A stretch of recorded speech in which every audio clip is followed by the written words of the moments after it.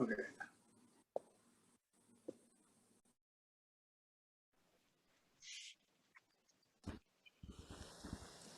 I have an announcement before.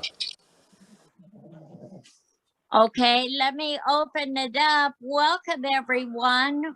This is not an AA meeting. It's one member's take on the exact nature of the wrong that we find on page 64 of the big book of Alcoholics Anonymous. And it's the solution of the 12 steps.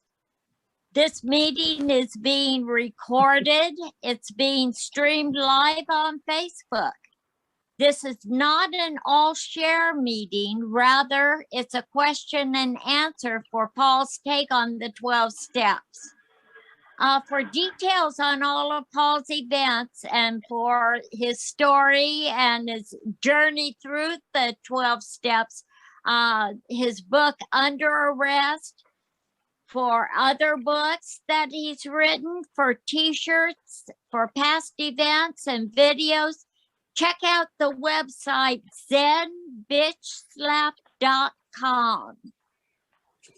All right, Paul, are we ready for a reading or do you have an announcement?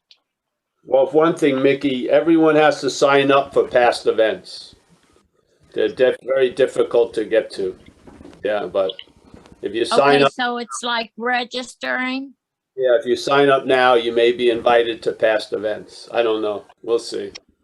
But the thing I wanted to say is the live talk on Saturday at 1:30 will be at the church, but they just told me that we don't know which room it is. So I'll be the greeter. I'll meet you guys there, and we'll have a meeting at 1:30 in Marin City, St. Andrew's Church.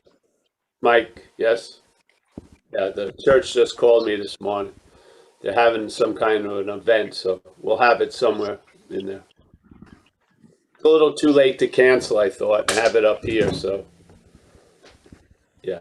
All right, that's all. That's the only announcement, and you know. Okay, it's still at the same time at 1:30. And there'll be the Zoom, yes, the Zoom will be happening, yeah. And so we're all welcome. Drop in on Zoom. Yes, and if I miss you at the past events, I hope I see you there. You got it. Present event. Present events. Yeah. Okay, are we ready for a reading this morning, Paul? I am. Okay, I love step 10. To me, it seems like it takes us through all of our action steps 4 through 9. And so I chose our reading from page 84 and 85. This thought brings us to step 10, which suggests we continue to take personal inventory and continue to set right any new mistakes as we go along. We vigorously commence this way of living as we cleaned up the past. We have entered the world of the spirit. Our next function is to grow in understanding and effectiveness. This is not an overnight matter. It should continue for our lifetime. Continue to watch for selfishness, dishonesty, resentment, and fear. When these crop up, we ask God at once to remove them. We discuss them with someone immediately and make amends quickly if we've harmed anyone. Then we resolutely turn our thoughts to someone we can help. Love and tolerance of others is our code. And we have ceased fighting anyone, anything or anyone, even alcohol. For by this time, sanity will have returned. We will seldom be interested in liquor. If tempted, we recoil from it as from a hot flame. We react sanely and normally, and we will find that this has happened automatically. We will see that our new attitude towards liquor has been given us without any thought or effort on our part. It just comes. That is the miracle of it. We are not fighting it. Neither are we avoiding temptation. We feel as though we have been placed in a position of neutrality, safe and protected. We have not even sworn off. Instead, the problem has been removed. It does not exist for us. We are neither cocky nor are we afraid. That is our experience. That is how we react as long as we keep in fit spiritual condition. It is easy to let up on the spiritual program of the action and rest on our laurels. We're headed for trouble if we do, for alcohol is a subtle foe. We are not cured of alcoholism. What we really have is a daily reprieve contingent on the maintenance of our spiritual condition. Every day is a day when we must carry the vision of God's will into all of our activities. How can I best serve thee? Thy will, not mine, be done. These are thoughts which must go with us constantly. We can exercise our willpower as along this line all we wish. It is the proper use of the will. How's that? That's a mouthful. So just as Kano is taking a bite of something, yes. Yeah. I just want to make two statements. First of all, Paul Alcoholic, happy to be here. The second sentence on page 85, we will see that our new attitude toward liquor has been given us. Well, when the parasite's looking at it, it's we will not see that our new attitude toward liquor has been given us without any thought or effort on our part. Yes? We will not see that. And then this other thing, what we have is a daily reprieve. I would say the daily reprieve has us. Yeah, I like that attitude. The daily reprieve has us as long as the maintenance of our spiritual condition, or as long as the spiritual condition is maintaining us, I would put. Yeah, really. Yeah. I'm a real feeling, the way I feel about it is alcoholism had me. I never had alcoholism. And if I did, I would have had some power over it, yeah? But alcoholism had me, and therefore I was powerless. So these are little tricky things, but they mean a whole lot to me because they're a different flow or a different feeling. How things move, how I see move. I don't see the film being played backwards. I see the film moving forward. I see recovery from alcoholism progresses and stuff. So, yeah, this is step 10. And again, it's the same way we use the format of looking at the manifestations of self in our life in step 4. We can apply that to our life and the manifestations of self. So you want to see some of the benefits and the effects of the program. You want to, those positive assessments need to be noted. And also, it just goes right into 6, 7. He says, ask God to remove all this, which is, you see selfishness, dishonesty, resentment, and fear, where we used to look from it. Now, we're not even watching for it. We see it. And in the seeing of it, we bring it to step 6. We are entirely ready to have it reconfigured or removed. I don't like the word removed concerning energy. I don't think you can remove energy. It can be reconfigured. It can appear a different way. So it can be maybe redirected. But so step 6 and then step 7, we humbly ask that power to do it. He just says that right there. Continue to watch selfishness, dishonesty, resentment, and fear. And when these crop up, we ask God at once to remove them. That's 6 and 7. So a lot of the activity after you do step 4 and 5 is really captured by step 6 and 7, because now the stuff that you saw in a new light and you actually recognize, you now see it before it shows up. You see it cooking, and then you offer it to that power. That's step 6 and 7, which I think are the most active steps as you continue on sobriety, because more will be revealed really to me or to us about alcoholism. Yeah, that's a lot of what happens. So I see a lot of shit that I used to be at the effect of. And so it's sort of like, instead of wanting to get out of a house that you totally believe you're in, you see the blueprint that's imagining that house, and you exit the plan, so to speak, by bringing it to step 6 and 7. So yeah, step 10, I did it quite religiously for a few years when I was early on, because I followed the suggestions. Yeah, but those suggestions, I don't do that much anymore, which I think is part of the results of doing it a lot when I was earlier in recovery. To tell you the truth, I feel if you do it a lot, it's going to lead you not to have it, to do it so much, because then basically it's not a formal step 10, it's more a 6 and 7. Yeah, yeah. And shit isn't getting to such a point where I would have a huge fear to not make that amends. It's usually I step on someone's toes without being aware of it. They make me aware of it. It feels right to me what they're saying. At that moment, I declare that I'm not going to do that to them again. And then I'm open to, and I'm willing for that to occur, and I ask that power to help me to it occur. So yeah, a lot of it is all, it's like a beautiful little working machine. Once you get to know it, it runs pretty fluid.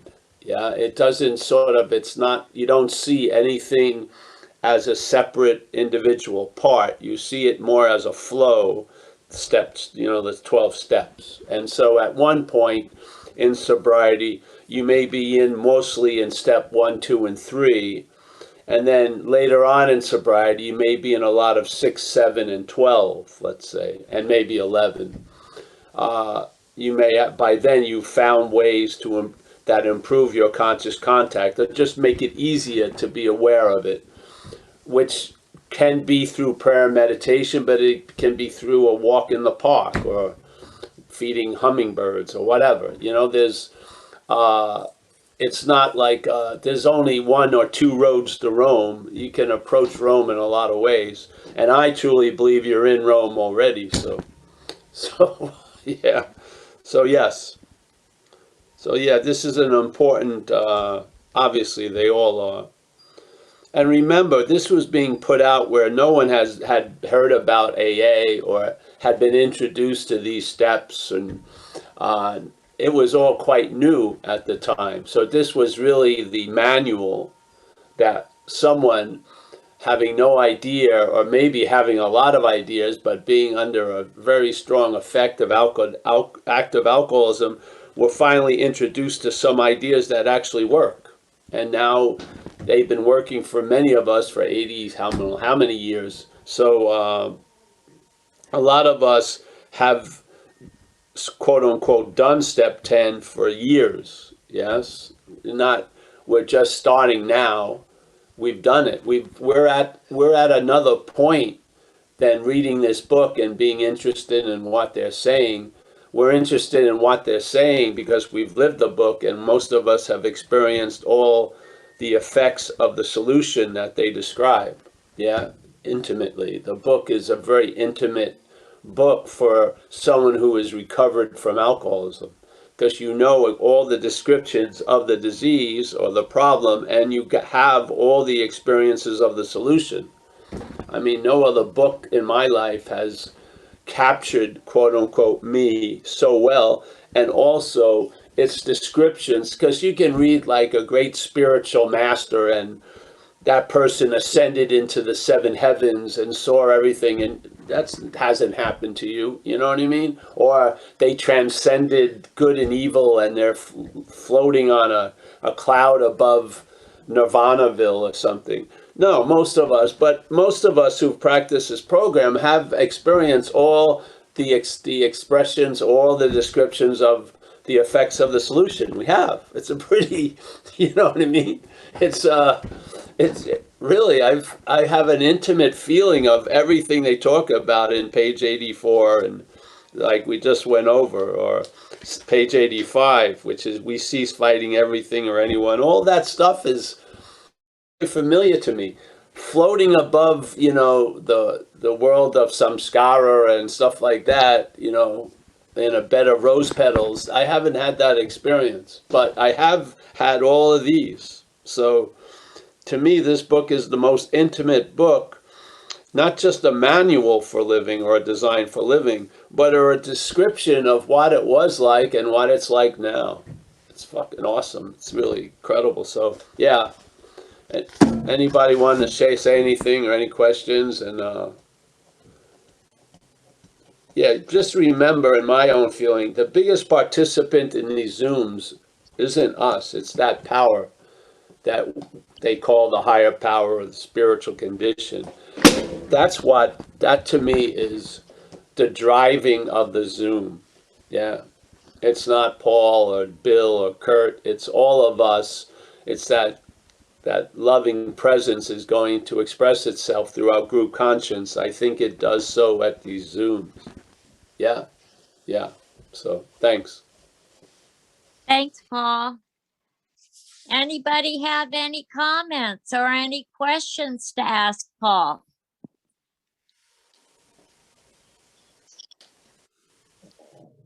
You can raise your virtual hand and participate. Now's your chance. Are we all cured? Great. These days are getting easier and easier. I see a hand. It's Eligio.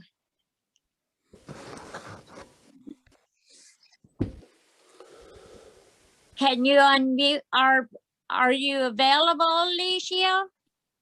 Yes, I'm here. I'm sorry. Can you hear me now? Okay, yes. Now we got you. A quick question. I'm not sure if this is the form to ask, but I've been wondering about this message of how it's said here. Is it in a paradigm of Christianity or non-denomination? It could be both. It matters how you read it. Yeah. Yeah. Okay. Yeah. See, the cover doesn't give the meaning to the book. It's the reader that gives the meaning to the book. So if you want to say it's couched in a Christian view, that may have been what it's presented, but how it's going to turn out for you is more based on you. Yeah. Yeah. You see it for what it is for you. Yeah. The higher power doesn't. It's not like it's not the higher power isn't sitting up at the podium with decals of sponsors. Yeah, Christianity and shit like that. It's just it's a power. Okay. Yeah. So, but the head the head likes to look at things to sort of find an exit clause. Yeah, it's fine. Just like that statement we read, we will see that our new attitude. No, the head will not see that. The head doesn't run to that observation. It wants to have something to do with everything. Yeah? It wants to have something to do with, it wants to have others to do with your calamities and problems, and then it wants to have you to do with all your getting better. So, yeah, so we will see that our new attitude toward liquor has been given us without any thought or effort on our part.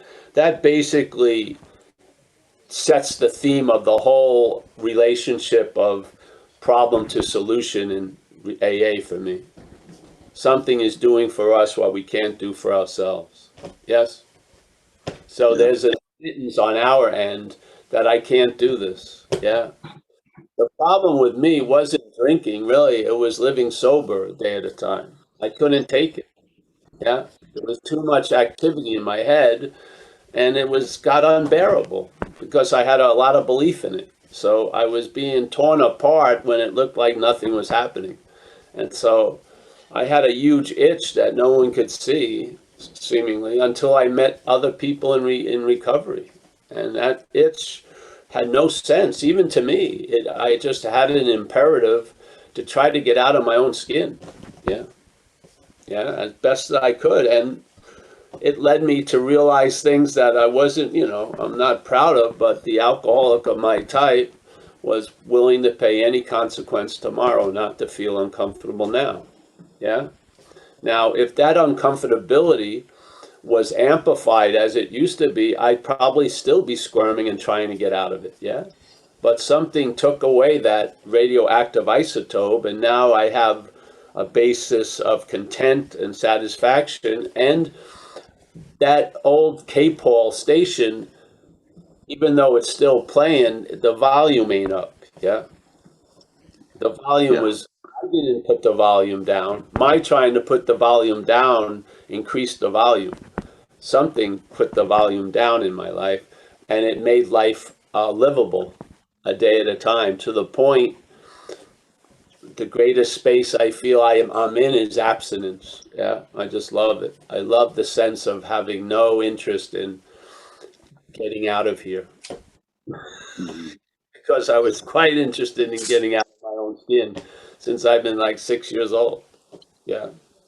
It failed miserably because I was trying to escape from an imaginary, a truly imaginary condition, which is stated in one of the forewords, which is, we are 100 men and women who have recovered from a seemingly, which means to appear to be true or false to you, seemingly hopeless state of mind and body. Yes, exactly. So what I thought my condition was in, see, when I came around to look what condition my condition was in, the condition that was looking at my condition was the real fucking problem. I was in sense of identification as this mental idea. So that condition was telling me what condition I was in, which when it told me, it seemed like a hopeless condition of mind and body. So I might as well fucking try to get out of it at every minute. Yeah. So I'm not worried about the condition you're in. I'm worried about the condition that's telling you the condition you're in. That's the underlying condition that we need relief from. Yeah. Yeah. Yeah. So I could care, the person who brought me water could have been wearing a flaming magenta plaid shirt. I would have given a shit. Needed a water. I needed a drink. Water. Yeah. I can get about, maybe you should, I don't like people with plaid fucking shirts. Yeah, you may be able to have the luxury of that opinion later, but not when you're dying of thirst. You better take the water. Yeah. Yeah. Yeah. I wouldn't care if my solution was from the orthodox religion of clownism. Yeah, I would have went for it. I just wanted relief, man, and I was at my wit's end. Yeah. And the weird problem was I was at my wit's end for quite a while, and something wasn't allowing me to know that. It wasn't. It kept giving me an idea that if I could only manage better, things would get better. If I met a different person or got money, whatever. It was always putting hopeful bets on a rigged game. Yeah, I was done for. So I hope you're just done for. Yeah, and just admit that you're outmatched. That's fundamentally, and then Christian, not Christian, who cares? Yeah, seriously. I mean, the person who was operating on me, I wasn't questioning their religious background. I wasn't, I was in dire, after getting run over by the car, I didn't really have much to say about my physical condition. I'd like to get a resume of everyone who's going to be working on me today. I was a patient. I wasn't in a fucking position to be asking for everything. Yeah? Mm-hmm. Are you a patient, bro? Are you outmatched concerning alcoholism? I would say definitely. And what's one to do if I'm outmatched? Maybe open to be shown some suggestions, yeah? Because obviously my way ain't working, yeah?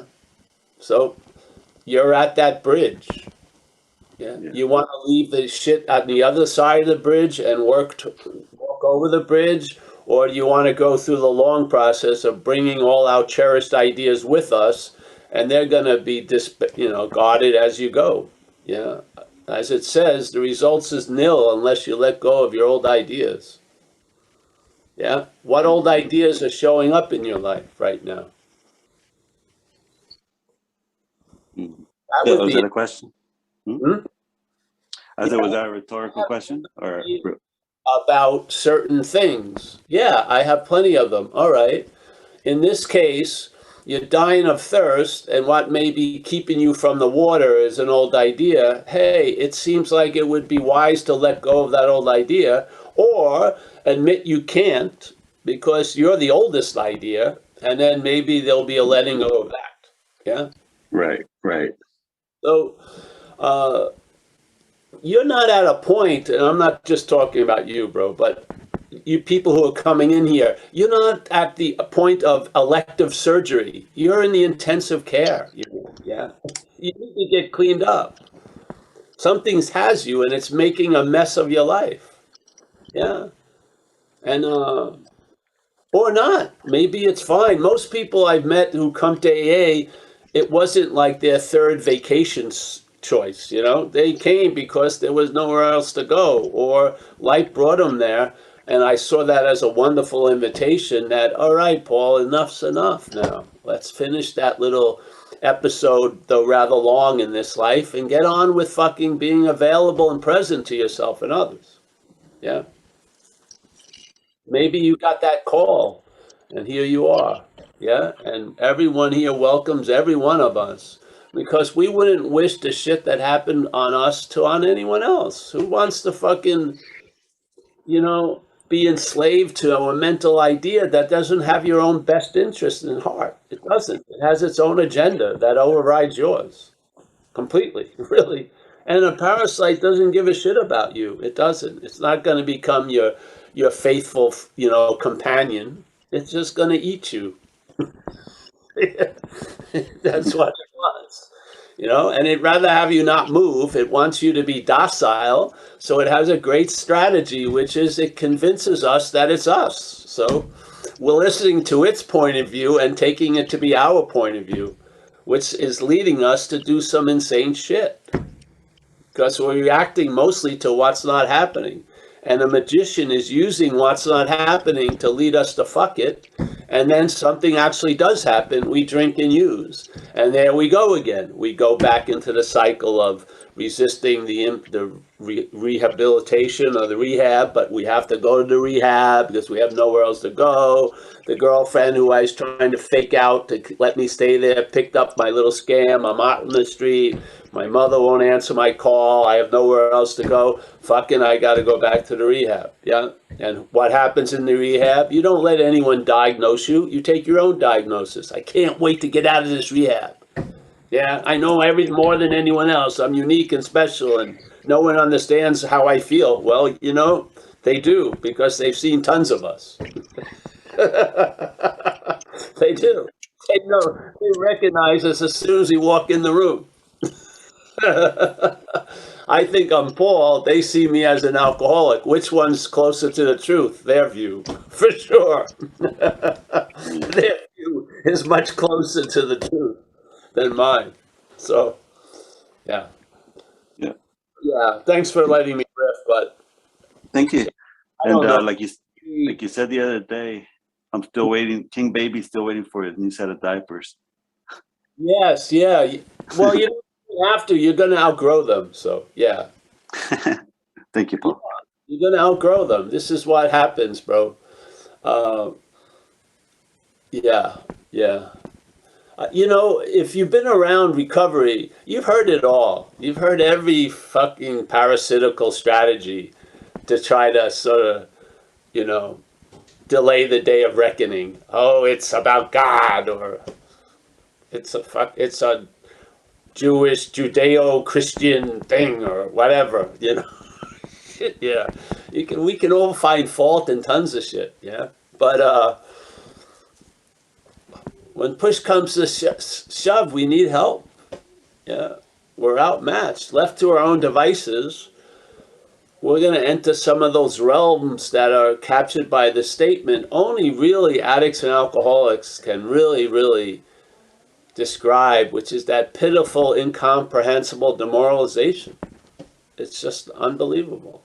Yeah, where you thought it was going to change again and it didn't. I had it happen after 2 years in a program. I got hopeful again. I did. I got hopeful. I was thriving there. Went to college. Things that I wanted to do that never took off were taking off. Got a job and everything, and then it just was a matter of weeks left to my own devices and not having a safe space. I got loaded again.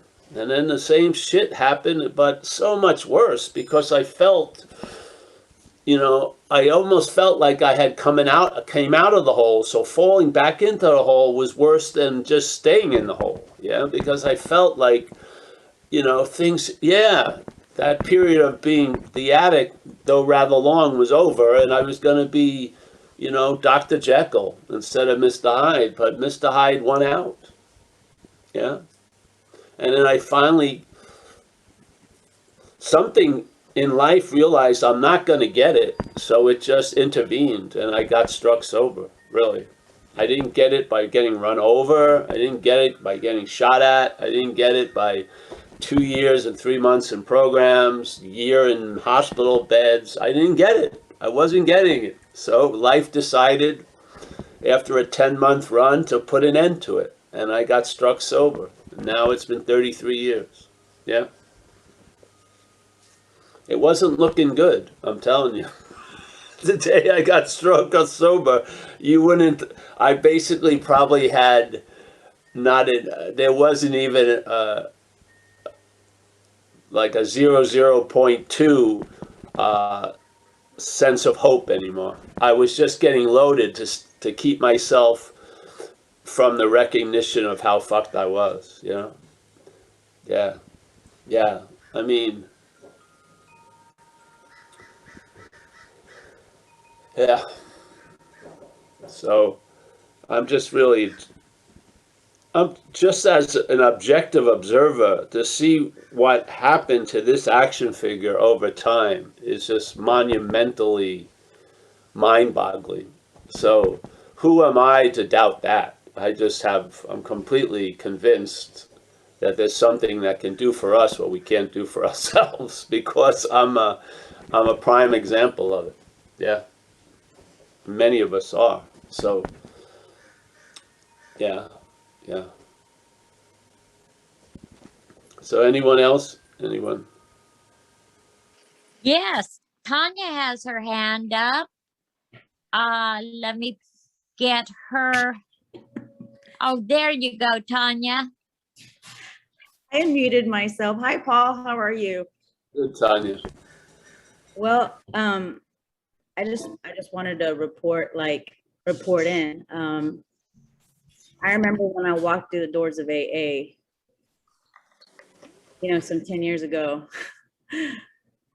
and my head was low, my heart was heavy, I was ashamed, there was so much guilt.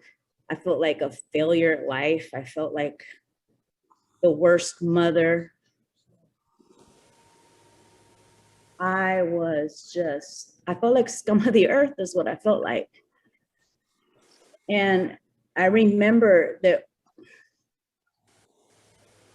shame I felt, and I walked in there and I met my sponsor immediately. Like, she came to me and was like, "Welcome, honey," and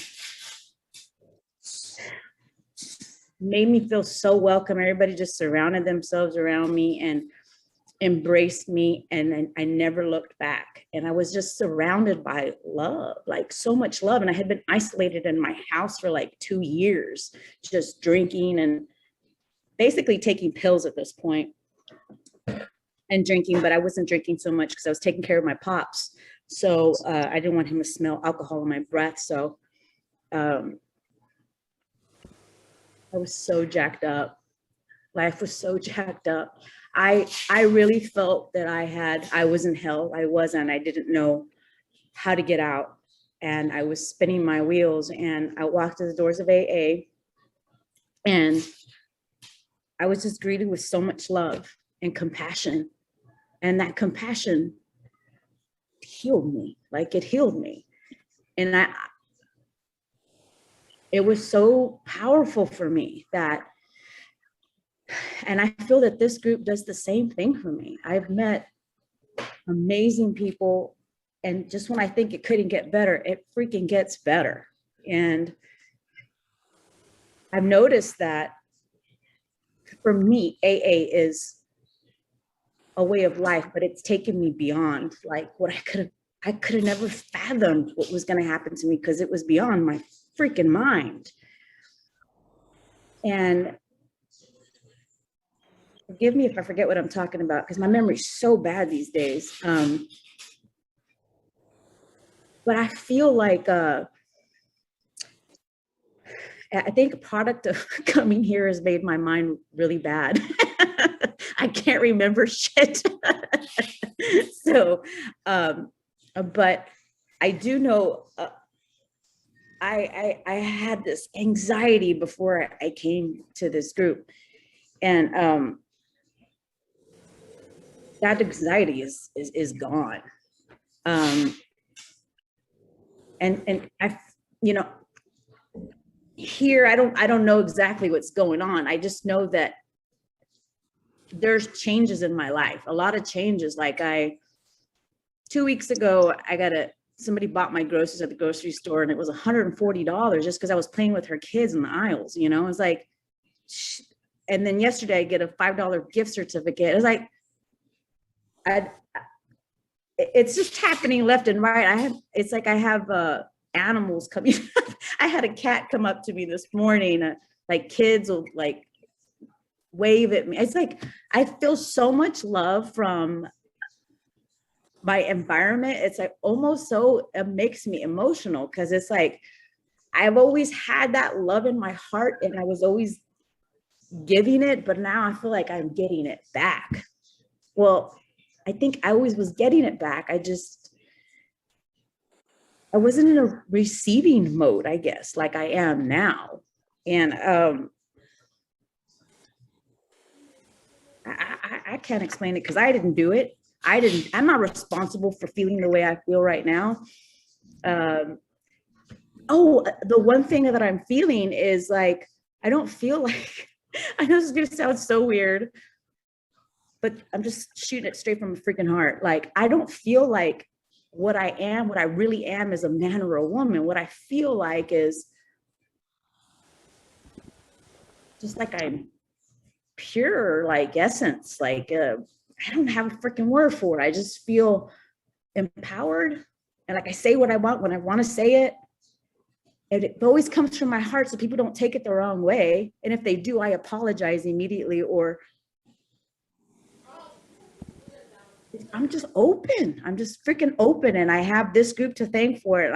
I wanted to report in, because whoever's here, maybe who's here for the first time or something, just as they say in AA, keep coming back, because you're freaking hard to open up. And just like Paul says, like the beginning of AA, it's just the beginning, because there's so much more that is so amazing that you can experience here in this plane. Like, and it can be full of love and compassion and kind, and you can give it and it can come back to you, and you just feel it. And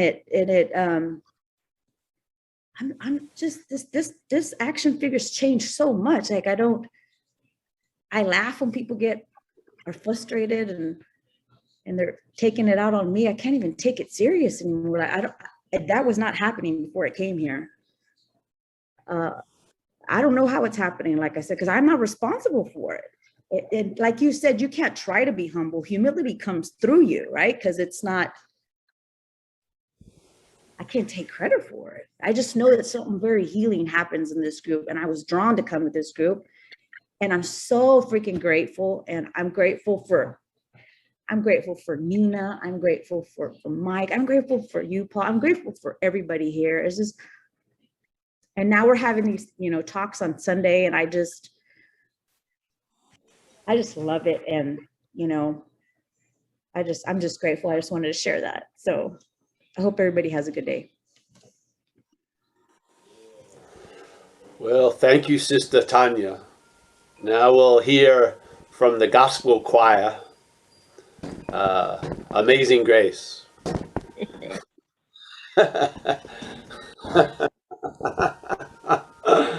Thank you. Yeah. It's nice to see what's happening to people. It's great. Yeah. The power of doing nothing in a way. It's awesome. Just sitting with the truth, see what shakes out, what doesn't. Yeah. Yeah. Yeah. All right. Thanks, honey. Thank you. Thanks, Paul. Thanks, Tanya. Oliver has his hand up. Oh, Oliver. Hello. Hello, Hi, Oliver. everyone. Hi, Paul. Hope you can hear me well. If not, please tell me. I can hear you, yeah, but not great, but good. Yeah. I'm going to speak a bit louder. So the other day I had I'm not going to say it was an experience. That's a bit of an overstatement. So I had a coffee break at work, and I just sat in the car and kind of watched people, and noticed that I sort of comment on people, but without words, that were passing by. So a person passes by, and I feel something like, I don't know, compassion. The other person passes by, I feel something like I'm amused. The third person passes by, I feel a bit embarrassed or whatever. So which made me think about that we sort of each and every one of us has some sort of a filter that we filter the things that we are seeing around us and maybe experiencing around us, and that all sort of passes through each and every one of our filters, and every filter is, I guess, a little bit specific, right? And I kind of liked what I was kind of experiencing and seeing, and kind of the awareness of my own filter. I kind of felt I liked my filter, right? And but at the same time, there was something sad about it, because I had a feeling that I was sort of mistaking my filter being specific to, mistaking for something authentic, which is probably not the same thing, What do you think about it? Are we making a mistake by, mixing something that's specific with something that's like authentic? Where, how does this filter even, is it a consequence of our life experience? Is it or is it something that belongs to innermost self? Is it authentic, or is it just specific because our life experiences with each one of us? Is it specific? I guess that's my question. How's your experience on that, or do you have any? Well, yeah, you could say maybe they're both. At one point, it's authentic, and then the other point, it's obviously conditionally specific. Yeah, because our experience and interpretation of it, it's not ours, but the experience and the interpretation of it is programmed. Yeah, it's manufactured.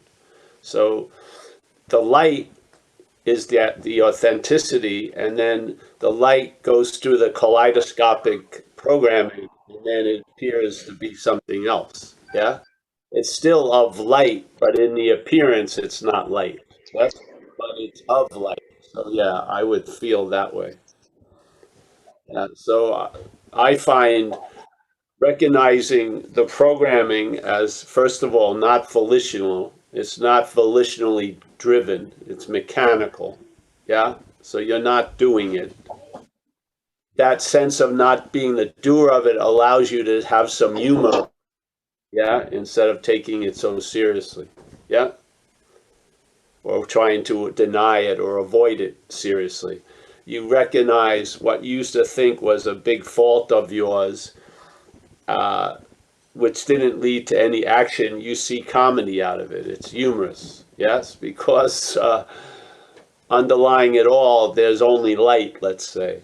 And then light going through this little kaleidoscopic event called Paul sees itself as other things and shit, and then triggers a lot of mental minutia like opinions and biases and either a desire to move towards or an aversion and wanting to move away. Yeah. Desire of wanting or not wanting, and all this. So you recognize the point is all of that when is seen, the mental state uses it to emphasize that's you. Yeah. That's you, and you shouldn't be like that or whatever. If you see the idea of you as not you, or start entertaining it, your attitude towards the programming and how you see people will change dramatically. Yes, yeah, because to me it turned into, instead of like CNN news flashes every second, it was Comedy Central. Yeah, it became. I make up a lot of skits and satires in my head, which my girlfriend gets tired of. But basically, I'm in a running skit all day. It's just everything I see causes some a humorous skit, sort of like maybe you live the day experiencing stuff, and then you're a writer at Saturday Night Live, so you write up skits. But this is much quicker. It just happens while you're experiencing stuff. I find it keeps me laughing, which is good. So yeah, there is this and there is that, and yeah, but this is always coming from that. Light is all there is. Yeah, yeah. So yeah. I guess what made me a bit concerned about all that is that I guess I started to wonder which is finite and which is infinite, and that I have to, at some point. Oliver, question: who is it is the thinker of that stuff? Yeah, just see is there an Oliver that's so interested in that? You'll find the Oliver is just trying to gain interest by saying it's interested in that. Yeah, so you see that. Yeah, yeah. Yeah, there definitely is, but I guess I'm being confused here because I sort of felt sad, like I'm going to have to say goodbye to that, to that way that I'm experiencing things, to that part of my personality. Someday I'm gonna have to say goodbye. Maybe to when something that I actually like. Yeah. I don't think that's so. Maybe when you pass away, definitely. But I see things quite a lot like I used to see things through this little telescope. Yeah, it's what it all means is completely different. Yeah, yeah, yeah. Like I don't know. I have weird stuff. I still have weird stuff. I'll see someone afar that I know, and I just avoid meeting them. I do that to this day. I saw someone yesterday from the past. I said, nah, I don't want to see them. And I just drove by. I don't think it's, what? That's terrible. I don't see it that way. There's a lot of quirkiness, It's not yours, thank God, so it's sort of funny. Yeah. I've seen that a lot. I used to see people and then walk on the other side of the street. I just don't want to meet anybody. At times. Well, that before was because I owed them money and shit. Yeah, now it's just, do I really want to stop?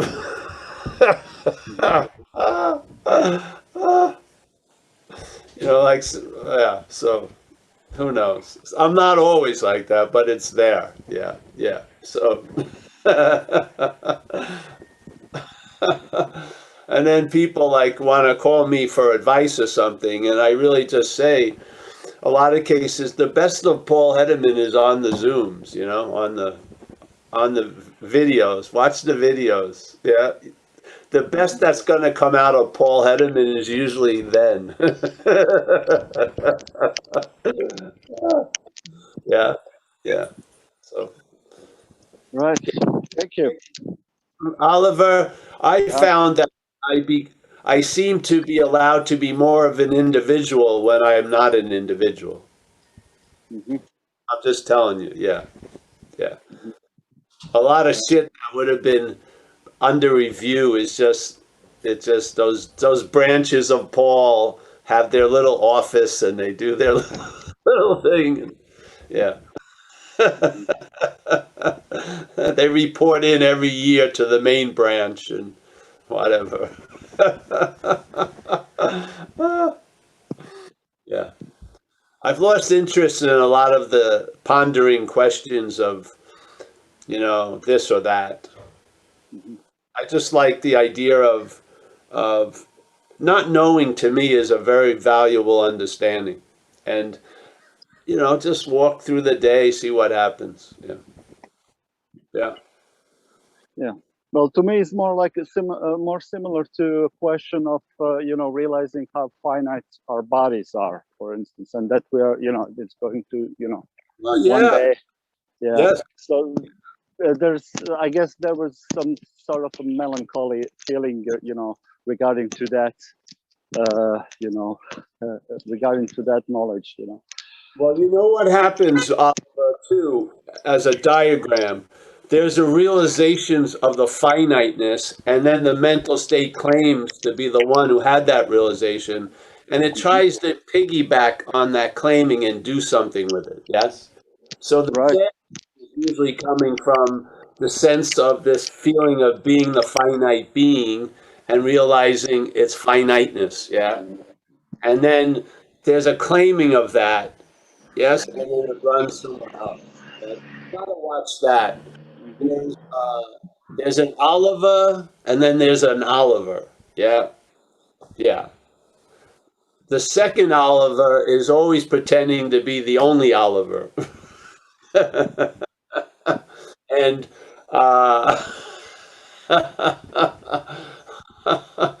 yeah, you're gonna lose a lot of Oliver by that Oliver. Yeah, yeah, yeah. So, Okay. yeah, yeah. Just watch.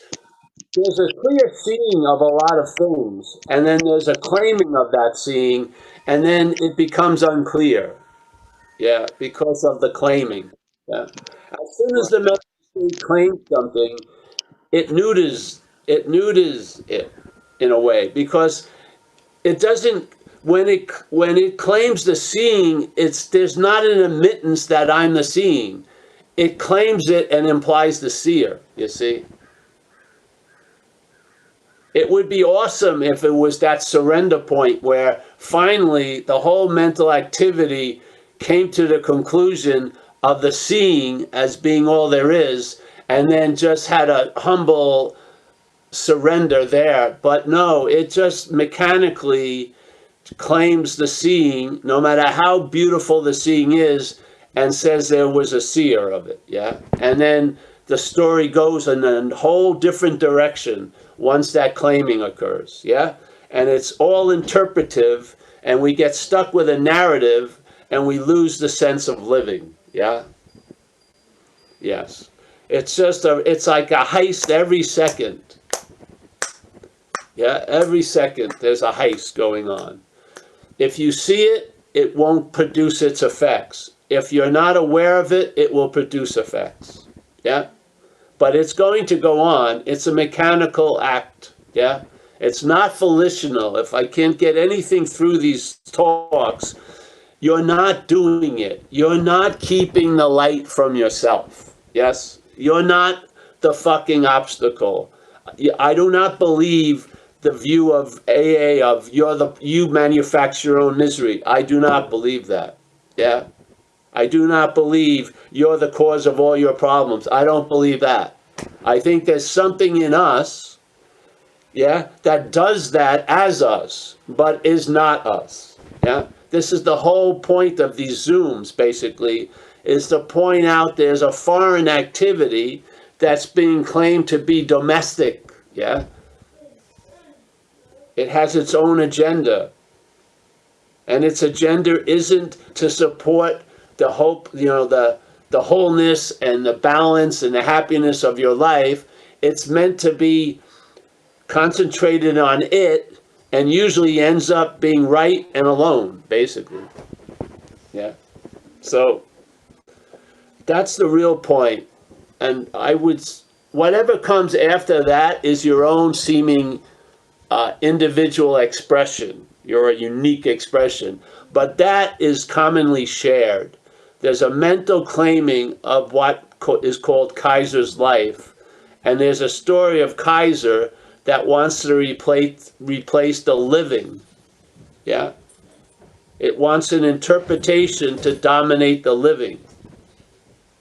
So that Kaiser gets irritable, restless, and discontent, the Kaiser that you're not, and then does shit to make things better or to get relief, and it produces the exact opposite. Yeah?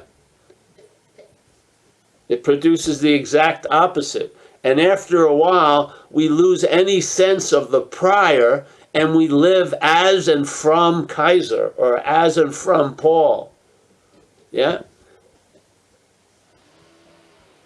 All the while, what we're looking for is truly that which is looking. Yeah? That spirit. That is us. Yeah? That's what we're looking for. In everything we look for is that sense that the spirit can bring. Yeah?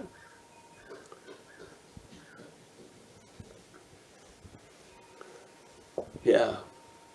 So this is the whole point. Well, I always say that about a lot of points, but this is one of the major points right now that I'm feeling why we have the Zooms, is to point out this mental activity that replaces us with an idea of us. Yeah? And then the rest of the interpretation is there to reinforce the idea of us it has presented. Yeah? That's the bondage of self. The bondage of self is what we are taking itself to be something we're not. Yes?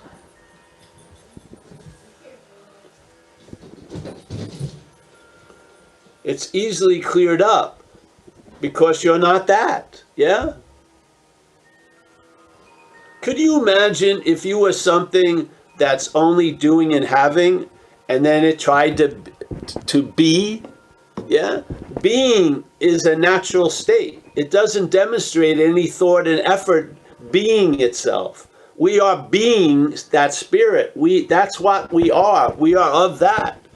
We're in an interpretation of spirit as things, individual, separate, long-lasting things. Yeah? We're in that interpretation, we're listening to it, some of us with great devotion, and it's producing effects from our juice. Yeah? Everything has been given meaning from us. Yeah. And we're a powerful concoction, man. I've seen people, and I've suffered through exquisite suffering that was really sewn and knitted by what's not happening. It just went over fucking unbelievable, unbearable mental anguish when I wasn't physically hurt or anything, just tearing me apart upside in the head. Yeah.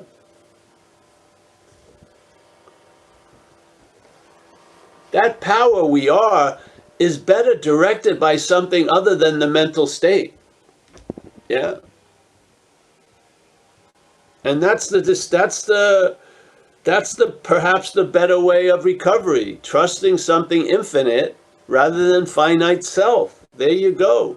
So basically, obviously, we're starting in a deep trust in finite self.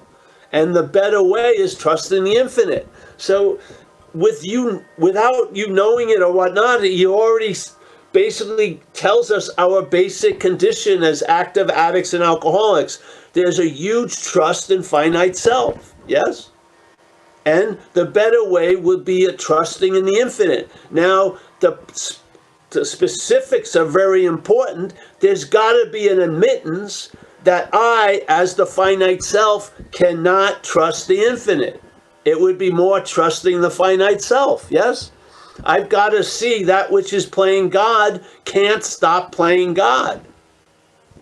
Yeah? So that I see it's not me, yeah? And then that real God starts having an influence, whatever you want to call it. That real power starts having an immediate effect now. Not a hopeful yearning for a future condition, but you have an ease and comfort now. Yeah? And now the better way has been set, and you're in the habit of going the better way, which is what? Trusting the infinite rather than the finite self. Yes? What was the previous condition? Trusting the finite self even when you were talking about trusting the infinite. Yeah? It was still more trusting the finite self. That's not the better way. The better way is clear, yeah? Trusting in the infinite, not the finite self. That's the clarity. It's not like through trusting the finite self's great trust in the infinite, I will be trusting the infinite. No, you'll be trusting the finite self. That's what happens. Yeah? If you take a 2-year course of how to lose interest in self as self, that's obsession with self. Even though the course says losing interest in self, the course is being used to gain interest in self. Yeah, this is the bondage of self. The bondage of self can appear to be pursuing the freedom from self. That can be a bondage, yes? Self can't get out of self. Yeah. Everyone in the world will say, you look like a free self, you have a loving gaze, you speak in a monotone, you take deep breaths, you gaze, all this. But hey, if the act of being identified as the one who has the gaze, the one who's taking the deep breaths, that's the bondage of self. That's the basis. That's the antithesis of the better way, which is trusting the infinite. Yeah. As it's described around the third step, we're going to lose interest in self. There you go. That's the whole point. Losing interest in self. Self can't do it. Self wanting to lose interest in self is a lot of self-interest. Yeah. So maybe become clear what's self and what's us, please. Yeah. Too loud on you? Yes? Become clear so we stop calling us self. Yeah? Let's get a sense there's us. I'm in that fucking group, I hope. And then there's self. I seem to live under that group before. Yeah? And I have a new employer. And the only great quality of the new employer, it's not the old employer. That's its main quality. It's not the, it wasn't hired by the old employer, which would be the same old boss like the Who song. The new boss is not just the same old boss. Yeah. No, there's a distinct old employer now, which I'm not working for anymore, and the new employer, which I'm being directed by now. That's the clarity of perhaps there's a better way. Yeah. You should be able to recognize it in your own life in a while. When the fog of fucking self-war lifts, you'll be able to recognize, hey, when you're on what way. Yes? Yeah. Yeah. Well, let's say you're on, perhaps there's a better way. The better way doesn't lend itself to secrecy. You're usually willing to tell someone what you're thinking of doing. The old trusting the finite self, you get a call after the person followed her great idea. They don't call you before because they know the great idea sucks. They wait to do the great idea, the shit hits the fan, then they call you. Yeah? That's not trusting the infinite. That's an event where there was trusting the finite self, and you got the consequences. Yeah? How can we not see the learning of it all? It's right there in front of us. Remember when there would be signs you weren't doing the right thing, like getting run over twice by a car? And you would think you would have seen, maybe I should take stock of my life, yeah? Not do the same old that got me run over by the car. But no, I had no ability to learn from my own mistakes, from other mistakes, forget it, yeah? I was totally oblivious. I wasn't learning anything from life until it whacked me, and then I learned a lot, yeah? Have you been whacked lately? Maybe it's attempting to tell you, hey, perhaps there's a better way. I don't like to do this, but whack, because some of us need it. Some of us need it. They do. I had someone go off on me for months, and then they got engaged. They text a person they weren't supposed to text. They ended up in jail. And they call me after the shit all the time. But why didn't they call me before the shit? Why didn't you call me while you were thinking about sending that text? Yeah, there you go. What was that? I don't want to talk about everything else. Let's talk about what was that. That was a demonstration of powerlessness, yes? Something overrode you. Knew clear enough what it was, so it didn't want to share it with anybody, and you did something that you knew wasn't going to work, and it brought you to jail. Yeah, there you go. Cut out all the other talking, just see that. Yeah. What does that demonstrate? Something took me over. Yes. Yeah. So what? If someone took you over against your own will, you're in a state of powerlessness, yes? Hallelujah. That's where the better way lies. Yeah. Yeah. So this whole point is there's living, and then the living is claimed, and an interpretation goes with it. That interpretation can be incredibly fun if it's not taken seriously. It is. It's humorous. I remember that one of the first Woody Allen movies I ever saw, he was sitting at a bench in New York City, and every person he came by, he was with someone, he would riff on what he thought that person was. Yeah? I mean, it was comedic gold. It was beautiful. Yeah. You don't want that to be gone. I can't. None of that can occur. It was hilarious. He wasn't taking it seriously. Yeah? This isn't about sacrifice or a dried up fucking life, man. It's about freedom, really. And freedom isn't just to do what you want. The freedom is to do what you don't want. Yeah? I don't want to do a lot of stuff. Maybe I don't want to stay on this Zoom, but I probably will. Yeah? To me, that's the freedom. Freedom can go both ways. It's I'm free to do what I want. Well, yeah, that's a slavery right there. I'm only free to do what I want. Well, that isn't freedom. So, all right, thank you. Who else is here? Thank you. Thanks, Paul. I don't see any other hands. Well, that's Are you great. ready to say your hellos? Yes. Hello, goodbye. Yes. Yes, I am. All right, let's start with, hold on. Oh, let's start with, we got Tommy. Tommy always looks exactly the same. He's got a little whiter shade hair today. It's dark. And we got Paul. Now he's stable. Tommy's very stable. He's got the same, fills up the whole square. We got Paul. Nice to see you, Paul. Yeah. Thank you, Paul. Wonderful tonight.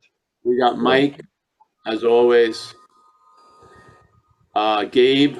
Nice to see you, Gabe. Cooking away, day at a time. Hallelujah. Yeah. Recovery is such a wonderful fucking thing, man. I mean, what a thing must be great if it initiates wonder and awe, and gratitude. Awesome. Blows my mind. Connor, nice to see you there. Connor, yes, the selfing is not volitional. There is no you that's doing the selfing. There is no one doing it. No involved with selfing. Selfing is a mechanical activity. Yes, to provide something that may seem to be more secure, a stale interpretation than the adventure of living life a moment at a time. Yes? It's not us. There's no you doing it. Thank God. The you is produced by it. The you that's produced by selfing is never doing anything. Yeah. All right. So Roman, nice to see you, Roman. Rose, she's in Wichita holding the fort. Very nice to see you, Ruby.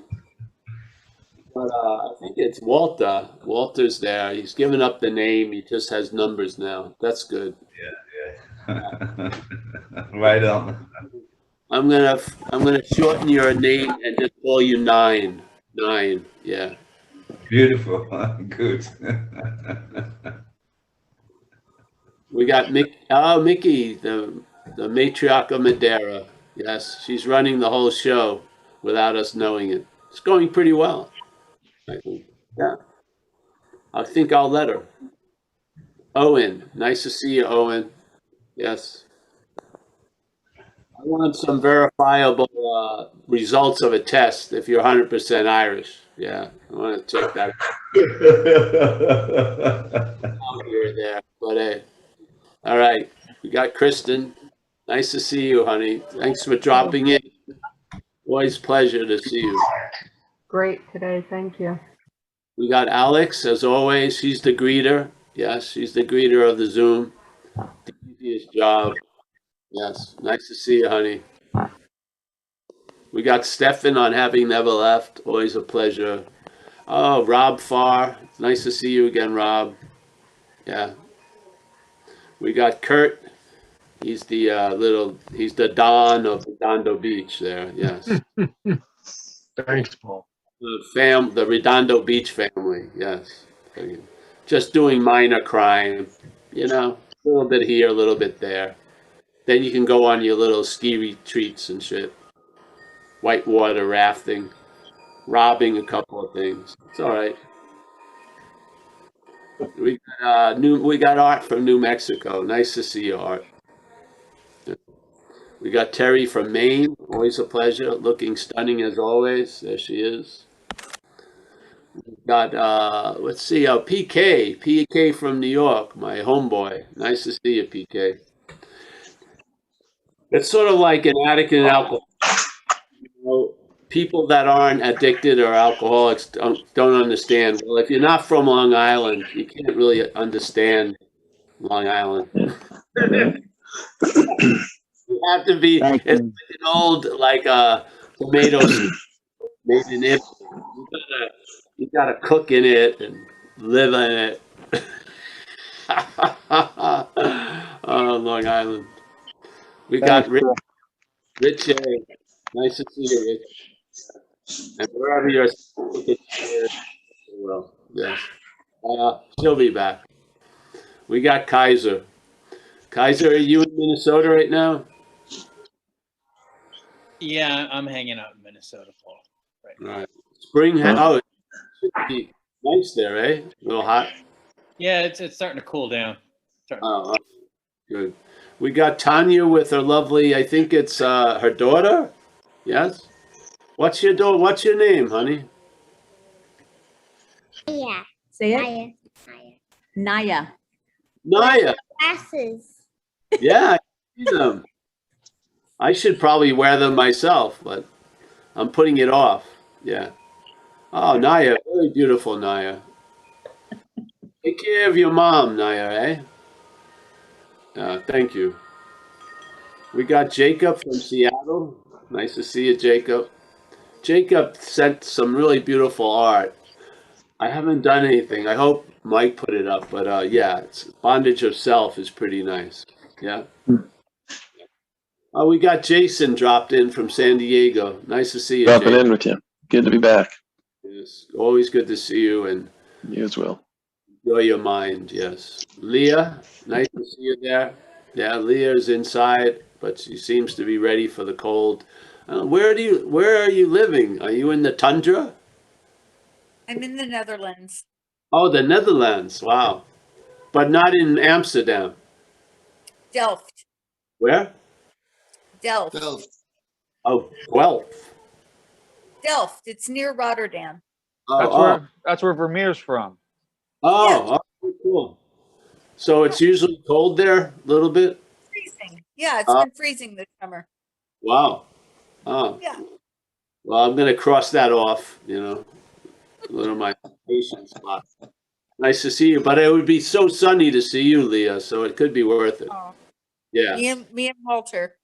All right, you and Walter. Wow. Well, maybe we can ditch Walter and then yeah.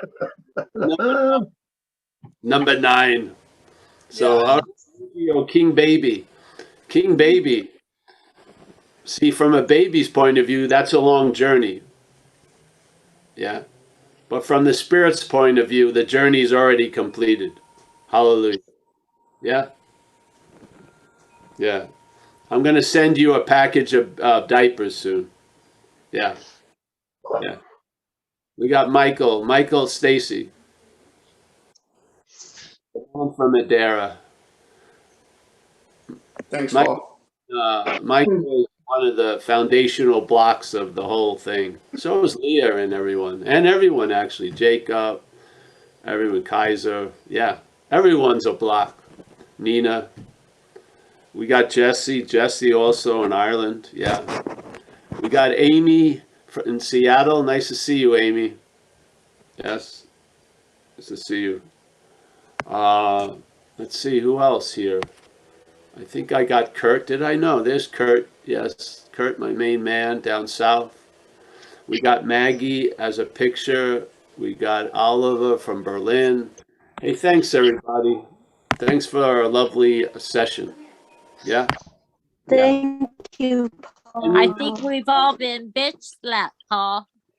When we say love and tolerance of others, we're in that. We're included in that, yeah? We're an other in that statement. Love and tolerance for others, yeah? Yeah. Throw yourself in there. All right. See you guys. Bye-bye. Thanks, Paul. I'll see Bye, you at everybody. 1:30 Zoom. Yeah. Bye, everybody.